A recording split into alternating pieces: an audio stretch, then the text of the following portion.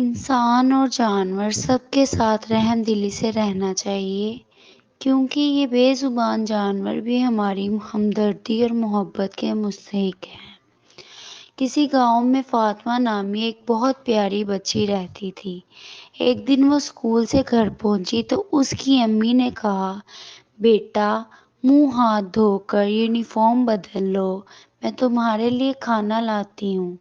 فاطمہ کھانا کھانے بیٹھی تو اسے میاؤں میاؤں کی آواز سنائی دی۔ اس نے ادھر ادھر دیکھا مگر کوئی نظر نہ آیا، البتہ میاؤں میاؤں کی آوازیں تیز ہو گئی۔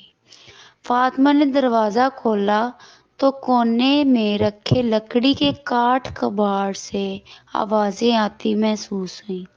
وہ آگے بڑھی تو دیکھا کہ بلی کا ایک چھوٹا سا بچہ اپنی ماں کے ساتھ وہاں موجود ہے۔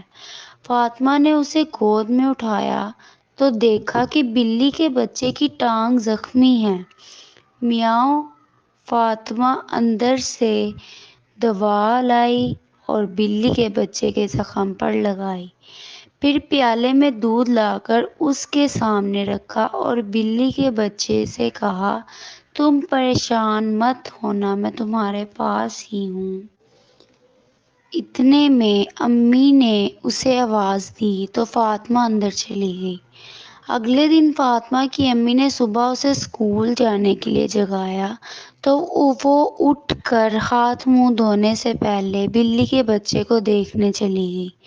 وہ اب پہلے سے بہتر لگ رہا تھا۔ فاطمہ اسے دوا لگا کر اسکول چلی گئی۔ اسکول میں سارا دن فاطمہ اس بچے کے بارے میں سوچتی رہی۔ گھر آتے ہی سب سے پہلے اس نے بلی کے بچے کی خبر لی، جو اپنی ماں کے ساتھ کھیل رہا تھا۔ فاطمہ کو دیکھتے ہی وہ فوراً اس کے پیروں سے لپٹ گیا، جیسے اس کا شکریہ ادا کر رہا ہو۔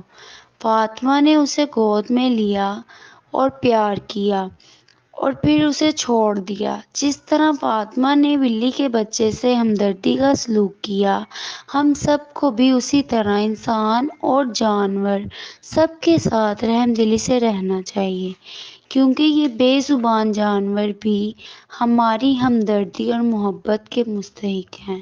سیرت رسول صلی اللہ علیہ وآلہ وسلم کا مطالعہ کریں تو ہمیں معلوم ہوگا کہ آپ صلی اللہ علیہ وآلہ وسلم ان بے زبان